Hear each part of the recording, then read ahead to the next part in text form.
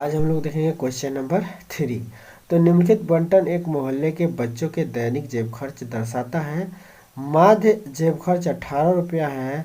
लुप्त बारंबारता यफ ज्ञात कीजिए।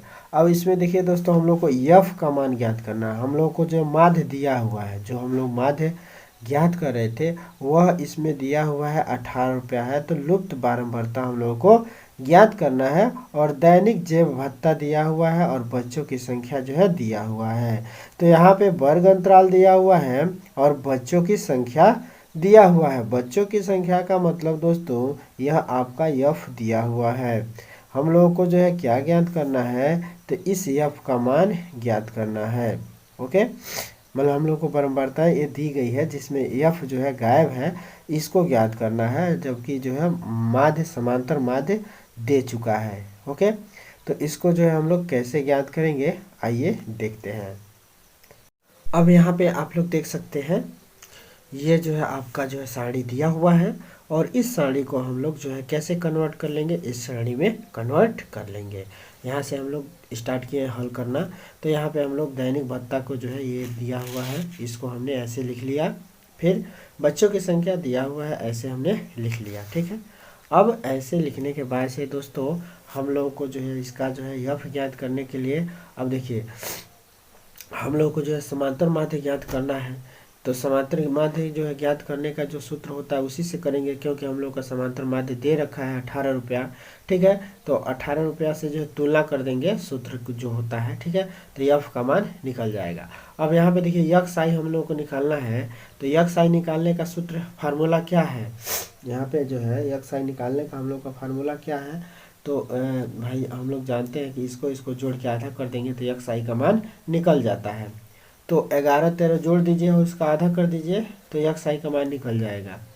तो 11 13 कितना होगा, 24। 24 का आधा कितना हो जाएगा, 12। ठीक है, 24 का आधा कितना हो जाएगा, 12।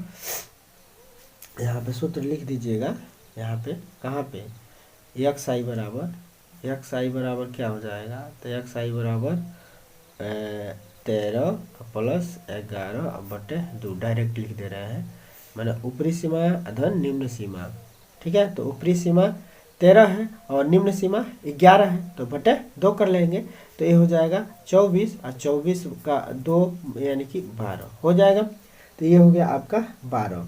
इसके बाद से जो है देखिए, अब 12 में जो है हम लोग क्या कर देंगे, अब देखिए 2 का गैप है ना, तो 2 जोड़ दीजिए, तो 12 2 14 हो जाएगा। ठीक है, ये आसान है। 14 में 2 जोड़ दीजिए 16 हो जाएगा। 16 में 2 जोड़ दीजिए कितना हो जाएगा, 18 हो जाएगा।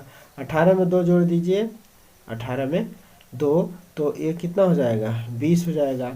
20 में 2 जोड़ देंगे 22 हो जाएगा। 22 में 2 जोड़ देंगे 24 हो जाएगा। ठीक है, तो ये आपका जो है क्या हो जाएगा, बारंबारता हो जाएगा। ओके, तो आपका जो है बारंबारता नहीं, यक्स आई निकल गया। अब जब यक्स आई निकल गया तो इसको दोस्तों अगर आप लोग को प्रत्यक्ष विधि से हल करना है, तो प्रत्यक्ष विधि से हल करने के लिए हम लोग को जो है एफ आई और यक्स आई निकालना पड़ेगा। तो एफ आई यक्स आई जो है निकाल लीजिए। ठीक है, और नहीं तो इसको कल्पित माध्य से कर दीजिए, थोड़ा और आसान हो जाएगा। ठीक है, तो कल्पित माध्य से करने के लिए कल्पित माध्य से कर देते हैं।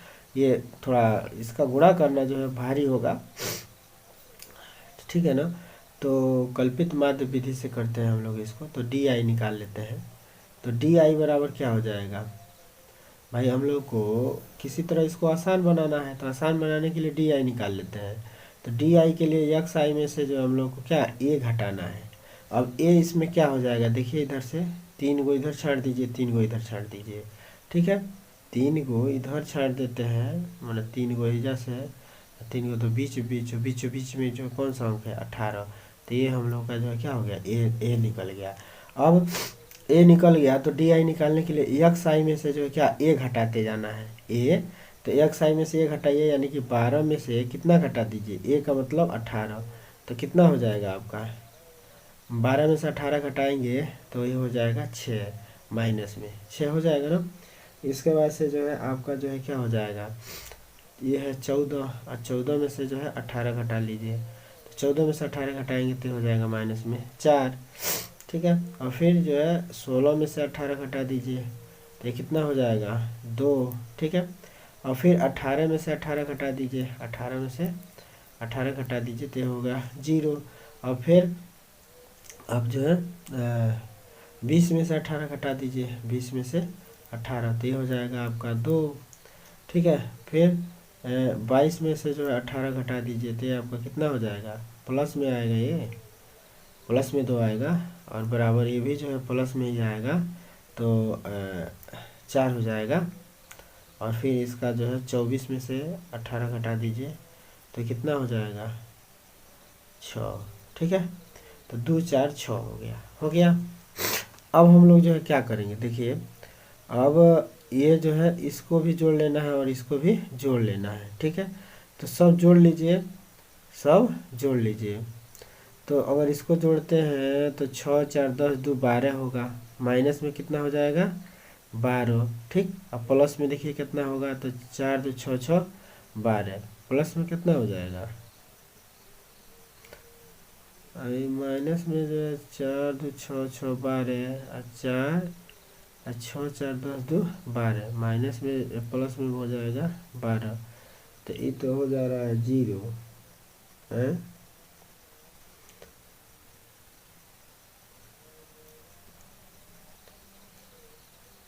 तो ये तो 0 होगा, तो इससे हम लोग को कोई मतलब नहीं है, इसको काहे लिए जोड़ेंगे, इससे कोई मतलब नहीं है इससे जो है कोई मतलब नहीं है हम लोग को तो क्या करना है, एफ आई इंटू जो है डी आई करना है ना, इससे हम लोग को कोई मतलब नहीं है। हम लोग को क्या करना है, एफ आई और डी आई, ये तो 0 हो ही जाएगा, एफ आई और डी आई करना है। तो अब हम लोग एफ आई और डी आई निकाल लेते हैं। ठीक है, तो एफ आई और डी आई निकाल लीजिए। तो एफ आई और डी आई का मतलब इसका और इसका गुणा, तो 6 7 42, माइनस में क्या हो जाएगा, 42, माइनस में 42। अब इसके बाद से 6 चौका 24, माइनस में 24 हो जाएगा। ओके, और फिर 9 दूना 18, माइनस में कितना हो जाएगा, 18 हो जाएगा। फिर 9 दूना 18, फिर 13 का 0 में गुणा करेंगे तो कितना हो जाएगा, 13 का 0 में, तो ये हो जाएगा आपका 0। फिर एफ का जो है किस में गुणा करेंगे, 2 में, तो हो जाएगा आपका 2f। फिर जो है 5 का जो है 4 में गुणा करेंगे तो 5 चौको 20 हो जाएगा। फिर जो है 4 से जो है 6 में गुणा करेंगे तो 4 छके 24 हो जाएगा। ओके, अब हम लोग क्या करेंगे, सिग्मा एफ आई और डी आई निकालेंगे। तो सिग्मा एफ आई और डी आई बराबर क्या है, टोटल का योग। तो प्लस माइनस में जोड़ लीजिए, माइनस में कितना हो रहा है, माइनस में आप देखिए कितना हो रहा है, तो 8 4 12, 12 2 14 के 4, माइनस में जो है 14 के 4 हो जाएगा, माइनस में 14 के 4, 8 4 12 2 14 के 4 हासिल 1 1 1 2 2 4 4 4 8, तो ये हो जाएगा 84। ठीक है, अब प्लस में देखिए कितना आता है, तो प्लस में अगर हम लोग जोड़ते हैं तो 4 0 0 4 0 और प्लस माने भाई 2f, तो जो है 2f दिखेगा। आई 24 20 जोड़ दीजिए तो 24 20 44 हो जाएगा, 44 प्लस 2f कितना हो जाएगा, 44 प्लस 2f, 44 लिख दीजिए और प्लस 2f लिख दीजिए, 2f। इसको जो है और अगर हम लोग साफ लिखते हैं ऐसे बढ़ा के, तो सिग्मा एफ आई और डी आई बराबर हम लोग लिख देंगे माइनस में 84 अब प्लस में कितना ना 44 अब प्लस में 2f, क्योंकि 2f जो है ऐसे ही दिखेगा। ठीक है, तो इतना हो जाएगा। अब इतने का मतलब क्या हो जाएगा, तो देखिए 84 माइनस में है अब प्लस में 44 है, तो 84 में से प्लस 44 घट जाएगा, तो 4 में से 4 जा 0, 4 में से 4 जा 0 और 8 में से 4 जा 4, और चिन्ह माइनस का ही आएगा, चिन्ह माइनस का ही आएगा, और प्लस में क्या हो जाएगा 2f, प्लस में 2f हो जाएगा। हो गया। अब हम लोग क्या करेंगे, सिग्मा एफ आई निकाल लेंगे, सिग्मा एफ आई निकाल लेंगे, सिग्मा एफ आई। तो सिग्मा एफ आई का मतलब है सबका योग, तो 5 4 9 9 और 3 12 12 और 9 12 9 21 21 6 27 27 7 27 गो और 7 गो 34 गो, तो 34 हो जाएगा, 34। 34 के 4 हो जाएगा, ठीक है। 34 के 4 हासिल 3 है, 3 1 4, तो 44। अब प्लस में कितना हो जाएगा यफ, क्योंकि यफ जो है ऐसे ही जोड़ेंगे, यफ को जो है ऐसे ही ना जोड़ेंगे, ये प्लस में दिखेगा, ठीक है। तो इतना हो गया। अब हम लोग जो है क्या करेंगे, अब इसको जो है सूत्र लिख लेंगे। अब कल्पित माध्य विधि का जो है सूत्र क्या होता है? कल्पित माध्य विधि का सूत्र क्या होता है दोस्तों? आप लोगों को कल ये बताए थे, कल बताए थे ना, क्या होता है कल्पित माध्य का सूत्र? तो यहाँ पे लिखिएगा, यहाँ पे लिख दीजिएगा कल्पित माध्य विधि से, कल्पित माध्य विधि से, कल्पित माध्य विधि से हम लोगों ने जो भी निकाला है उसको लिख लेते हैं आई सिग्मा, ताकि मान रखने में आसानी रहेगा। सिग्मा एफ आई बराबर क्या आया? तो 44 प्लस में एफ, ठीक है। इसके बाद से सिग्मा एफ आई बराबर यही ना आया है। इसके बाद से सिग्मा एफ आई और डी आई बराबर क्या आया? तो सिग्मा एफ आई और डी आई बराबर क्या आया है? सिग्मा एफ आई और डी आई बराबर, तो देखिए सिग्मा एफ आई और डी आई बराबर आया है माइनस में 40 और प्लस में 2f, ठीक है। इसी बात को हम लोग लिख सकते हैं 2f और माइनस में 40, कोई दिक्कत? 2f माइनस में 40 ऐसे भी हम लोग लिख सकते हैं, ठीक है। और a का मान, और a का मान चाहिए ना, तो और a का मान हम लोगों ने क्या लिया है? a का मान माध्य लिया है हम लोगों ने, क्या? कल्पित माध्य लिया है 18, ठीक है। कल्पित माध्य क्या है हम लोग का? 18 है ना।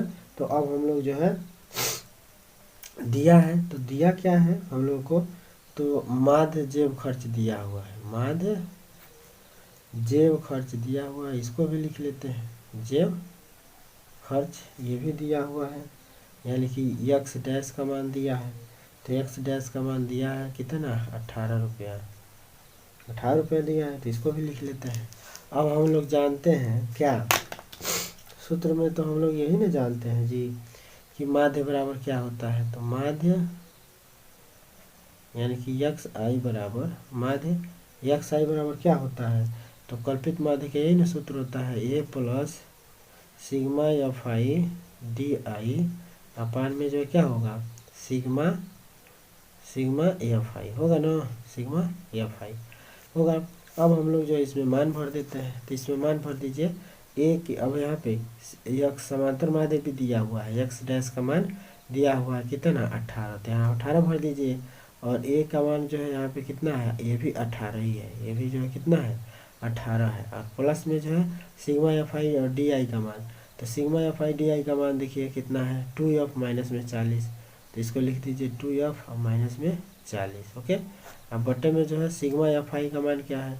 तो सिग्मा एफ आई का मान 44 प्लस एफ है, 44 अब प्लस में एफ है, चाहे एफ प्लस 44 कीजिए, कोई दिक्कत नहीं है, ठीक है।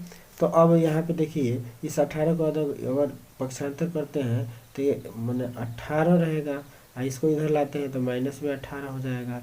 अब बराबर है क्या हो जाएगा? 2f अब माइनस में 40 अब बटे में 44 अब प्लस में एफ हो जाएगा, होगा। अब जो है देखिए ये हो जाएगा 0, 18 में से 18 जाए 0, और ये क्या हो जाएगा? 2f माइनस में 40 अब बटे में कितना हो जाएगा? 44 अब प्लस में जो है एफ होगा, 44 प्लस एफ हो जाएगा, हो गया 44 प्लस एफ। अब देखिए 44 प्लस एफ का 0 में गुणा होगा तो ये हो जाएगा 0, कितना हो जाएगा? 0। भाई क्रॉस गुणा कराएंगे तो इसका इसमें गुणा होगा, तो गुणा होगा तो ये हो जाएगा 0, तो इधर कितना हो जाएगा? 2f और माइनस में 40 हो जाएगा।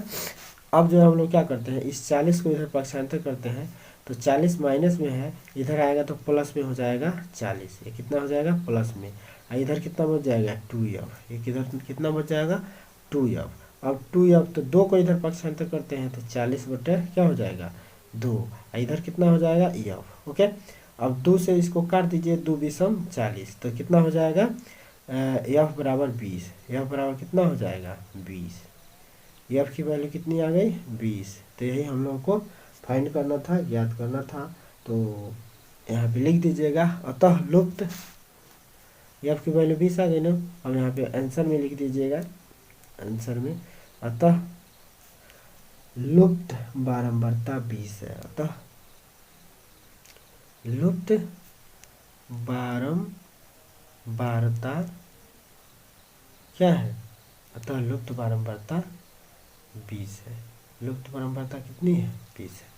ठीक है दोस्तों, तो आई होप दोस्तों ये सवाल आप लोगों को समझ में आ गया होगा। सवाल अगर समझ में आता है तो चैनल को लाइक सब्सक्राइब कर दीजिएगा दोस्तों। तो फिर मिलता है दोस्तों अगले वीडियो के साथ, तब तक के लिए जय हिंद।